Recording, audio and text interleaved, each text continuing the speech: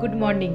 আবার একটা নতুন দিনের শুরু, আর আজকে ব্লগের শুরুতেই আপনাদের একটু মিষ্টি দেখিয়ে লোভ দেখিয়ে দিলাম। অবশ্য সবার যে লোভ লাগবে তা নয়, যারা যারা মিষ্টি প্রেমী আছেন তাদের নিশ্চয়ই খেতে ইচ্ছা করছে। না না, এত মিষ্টি আমি খাবো না। বাড়ি থেকে এসেছি তো বন্ধু বান্ধবদের জন্য একটু মিষ্টি এনেছি, তো এই মিষ্টিগুলো আজকে পদ্যুৎকে দিয়ে সবার বাড়ি বাড়ি পাঠিয়ে দেব। ওইটাই প্যাকেট প্যাকেট করে পাঠিয়ে দেব। যাই এবার রান্না বসাই। একটু পুদিনা পাতা তুলে আনি। নিজের গাছ থেকে কোনো কিছু তুলে রান্না করতে দারুণ লাগে, তাই না? বাড়ি থেকে আসার 2-3 দিনের মাথায় বন্ধুদের বাড়ি থেকে সব গাছগুলো আনা হয়ে গেছে, তো সব গাছই আমার ঠিকঠাক আছে। এই যে আমার সব গাছই ঠিকঠাক আছে, এর জন্য তো আমার বন্ধুদেরকে অনেক অনেক ধন্যবাদ। তারা শত ব্যস্ততার মধ্যেও আমার গাছগুলোকে টেক কেয়ার করেছে। তবে এই লঙ্কা গাছগুলোতে একটু পোকা ধরেছিল, ডালপালা ছেটে দিয়েছি, আবার গরমটা পড়তে একদম স্বমহিমায় ফিরে এসছে। একটা দুটো তো আমি কুড়িয়েও আসতে দেখছি, কয়েকদিন পরে লঙ্কাও হবে। আর এবার এই গাছের টবগুলোর তলায় না এরকম বাক্স দিয়ে দিয়েছি, তাতে কি হবে, একটু নোংরা কম হবে বারান্দাটা। আমার তুলসী গাছগুলো দেখুন কত সুন্দর হয়েছে। আবার কয়েকদিন আগে তো হোম ডিপো থেকে অরিগ্যানো আর বেসিল সিডস এনেছিলাম, ওই 7-8 দিন মতো হলেও বসিয়েছি, ছোট ছোট চারাও এসে গেছে। ওহ, এগুলো তো পাস্তা পিৎজাতে দারুণ ফ্লেভার আনবে।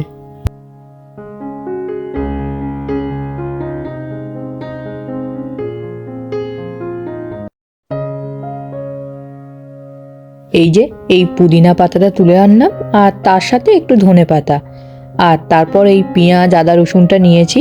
তবে এখানে রসুনের পরিমাণটা একটু বেশিই নিয়েছি আদার থেকে, আর সঙ্গে 2 কাঁচা লঙ্কা, 2-3টে কাঁচা লঙ্কা নেব। আজকে করি একটু হায়দ্রাবাদি রান্না। আমার পুরাতন অ্যাপার্টমেন্টের এক বন্ধু ডিনারে আমাকে একদিন এই কারিটা দিয়েছিল, তো আমার ভালো লেগেছিল বলে রেসিপিটা জেনে নিয়েছিলাম। বাড়ি থেকে আসার পর দেখেছি ওখানে আমরা যে সবজি খেতাম, সেই সবজির যে টেস্ট বাড়ি থেকে এসে আমরা পাই না এখানে। মানে বলতে চাইছি ওখানকার মতো অত টেস্টি লাগে না সবজি। এটা আমার কেন জানি না মনে হয়, ওই জন্য আমি তো প্রায় প্রথম 1 সপ্তাহ 2 সপ্তাহ খুব একটা সবজিটা কিনি না, ওই কড়াই ভিজিয়ে খাই, তার সঙ্গে একটু পনির কিনে নিই। এখানে একটু পালং শাকও নিয়েছি, 1 আটির 3 ভাগের 1 ভাগ কি তার একটু সামান্য বেশি হবে।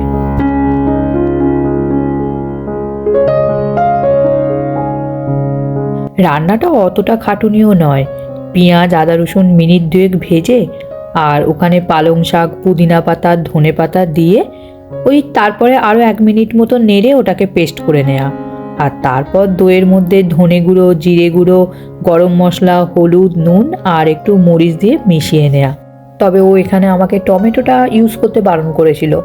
ওর বক্তব্য পালং শাকের সঙ্গে নাকি টমেটোটা চলে না। কেন চলে না আমার জানা নেই, তোর কথা মতো আমি দইটাই ব্যবহার করেছিলাম। তারপর তো ফ্রাই প্যানে গোটা গরম মশলা, ওই দারচিনি ছোটো এলাচ লবঙ্গ শুকনো লঙ্কা আর জিরে ফোড়ন দিয়ে ওই পেস্টটা দিয়ে দিলাম। পেস্টটা একটু কষে ওই দইটা দিয়ে দেয়া, আর সঙ্গে নুন, তারপর ওটাকেও কষে পরিমাণ মতো জল আর পনির দিয়ে একটু ফুটিয়ে লাস্টে কাসুরি মেথি আর একটু বাটার দিয়েছি। তবে এখানে লাস্টে ক্রিম দেয় ও আমাকে বলেছিল, তো আমি তো ঘরে সবসময় আমাদের ক্রিমটা থাকে না, তাই আমি বাটার দিয়ে দিয়েছি। ছোট থেকেই বাড়িতে দেখেছি পালং শাকের ডালনা বা চচ্চড়ি হতে, তো সেটা তো অনেক রকম সবজি দিয়েই হয়, আর এখানে এত রকমের সবজি একসঙ্গে জোগাড় করাও হয়ে ওঠে না। তার উপর পদ্যুৎকে সপ্তাহে 4 দিন অফিস, আর গুলো তো 5 দিন স্কুলে যায়, তো অফিস বা স্কুলে তো আর এই চচ্চড়ি নিয়ে যাওয়া যাবে না। আর এই সব কারণের জন্য ছুটির দিন ছাড়া তো শাকটাও খাওয়া হবে না, ওই জন্য একটু এরমভাবে বানিয়ে দিচ্ছি যাতে অফিসেও নিয়ে যেতে পারে স্কুলেও নিয়ে যেতে পারে, শাকটাও একটু পেটে যাবে, এই আর কি। আর খেতেও কিন্তু এটা খারাপ হয় না, পারলে একবার ট্রাই করে দেখতেই পারেন, তারপর আমাকে কমেন্টে জানাবেন কেমন লেগেছে। ব্যাস আমার রান্না হয়ে গেল, এবার শুধু রুটিটা করে ওদের টিফিনটা প্যাক করে দেব। টাটা।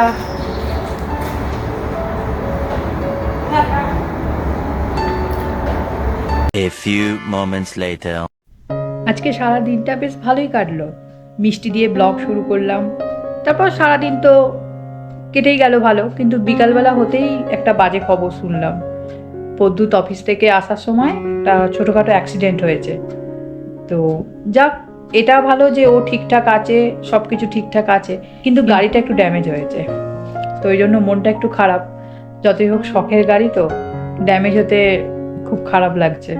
ও তো এসেই বন্ধু বান্ধবদের ফোন করছে আর কিভাবে কি করতে হবে সবগুলো একটু জেনে নিচ্ছে। কি খুঁজছো? যা কি হয়েছিল যে গাড়িটা? ইন্স্যুরেন্সের কাগজগুলো খুঁজছিলাম, দেখছি এখানে তখন আরে কপাল খারাপ থাকলে যা হয়, আমি অফিস থেকে বেরোচ্ছি আর মেন রোডে মার্চ করব, তো মানে রেড সিগন্যালই ছিল, তো পেছন থেকে আমাকে এক ভদ্রমহিলা এসে মারলো ধাক্কা। এখন বিরাট খরচের ব্যাপার তো। এখন না, গুড পার্ট মানে ভালো দিকটা হচ্ছে যে সে মানে নিজের দোষ স্বীকার করে নিয়েছে। জেনারেলি পেছন থেকে মারলে যে মারে তারই দোষ হয় আর কি, তো সে দোষ স্বীকার করে নিয়েছে। এখন মানে কি হবে? সে মানে সঙ্গে সঙ্গে সে মানে নিজের দোষ স্বীকার করে সে আমাকে তার মানে যাবতীয় মানে লাইসেন্স দিয়ে দিয়েছে, তার রেজিস্ট্রেশন পেপার দিয়েছে, তারপরে সমস্ত কিছু ইনফরমেশন আমাকে দিয়ে দিয়েছে। এবার এগুলো নিয়ে আমাকে এবার ইন্স্যুরেন্সকে এবার ক্লেম মানে করতে হবে, ফলো আপ করতে হবে। ওর ইন্স্যুরেন্স হচ্ছে ডিফারেন্ট, মানে আমার যা ইন্স্যুরেন্স আছে ওর ওন ডিফারেন্ট ইন্স্যুরেন্স কোম্পানি। মানে খরচটা কার হবে আমি এটাই জানতে চাই। হ্যাঁ, খরচ তো ডেফিনেটলি যে মেরেছে তাকে তার ইন্স্যুরেন্সই বেয়ার করবে। আর এখানে কি মানে যেহেতু কোনো আর্গুমেন্ট হয় না এখানে কে মেরেছে কার দোষ, সেটা ও নিজেই স্বীকার করে নিচ্ছে, সেই জন্য আমাকে মানে 911 বা পুলিশে কল করতে হয় না। তো আদারওয়াইজ আমাকে পুলিশে কল করে আমাকে মানে পুরো জিনিসটাকে সেটেল করতে হতো যে দেখো মানে কে দোষী কে দোষী নয়। সেদিক দিয়ে তো খুবই ভালো স্বীকার করে নিয়েছে। ভদ্রমহিলা খুবই ভালো, মানে খুবই কোঅপারেটিভ ছিলেন, যে আমাকে সঙ্গে সঙ্গে সমস্ত কিছু ইনফরমেশন দিয়ে দিয়েছেন, মানে যা যা ডকুমেন্ট দরকার সেগুলো যেগুলো দিয়ে আমি কিনা ক্লেম করতে পারবো। আচ্ছা, তো এইগুলো এবং আমি আমার ডকুমেন্টগুলো আমার ইন্স্যুরেন্সের পেপারগুলো দেখছি আর কি মানে আমাকে যদি কিছু করতে না কই দেখি চলো তো একবার কোথায় গাড়িটা কি হয়েছে দেখে আসি। মানে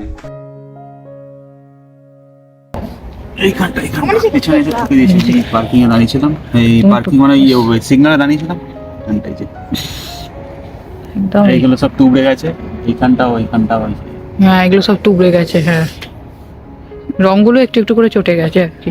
গাড়ির পিছনটাতেই এই সামান্য ড্যামেজ হয়েছে, আর সেইভাবে কোথাও কিছু হয়নি। পদ্যুৎ এখন লোকাল গ্যারেজে যাচ্ছে, তো গাড়িটা ঠিক করতে কিরম খরচা লাগবে জানতে। The next day. কালকে আর আমার ব্লগটা কন্টিনিউ করা হয়ে ওঠেনি, তো গাড়িটা দেখার পর একটু মনটা খারাপ হয়ে গেল। ওই যে বললাম শখের গাড়ি, তাতে একটা আঁচড় লাগলেও মনটা খারাপ হয়ে যায়।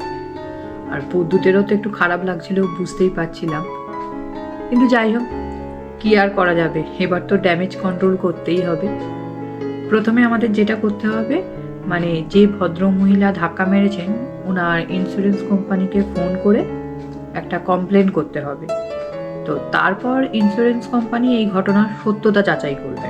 আশা তো করছি কোনো প্রবলেম হবে না, কারণ ওই ভদ্রমহিলা স্বীকার করেই নিয়েছেন এবং ওনার সমস্ত ডকুমেন্টস পদ্যুৎকে দেখিয়েও দিয়েছে। আর একবার যদি এটা প্রমাণ হয়ে যায় যে আমাদের কোনো দোষ নেই, তখন ইন্স্যুরেন্স কোম্পানি গাড়িটাকে একটা কলিশন সেন্টারে দিয়ে আসতে বলবে, আর তারপর ওখানে একটা এস্টিমেট করবে যে গাড়িটা সারাতে কতটা খরচা, তো তারপর সেটা এস্টিমেট করে আমাদের গাড়িটা সারিয়ে দেবে। তবে এর জন্য আমাদের কোনো খরচা হবে না, আর গাড়িটা সারাতে যেহেতু 2-3 সপ্তাহ মতো সময় লাগবে, তো ওই জন্য ওরা ওই 2-3 সপ্তাহের জন্য আমাদের একটা রেন্টাল কার দেবে, আর এই রেন্টাল কারেরও কোনো খরচা আমাদের দিতে হবে না।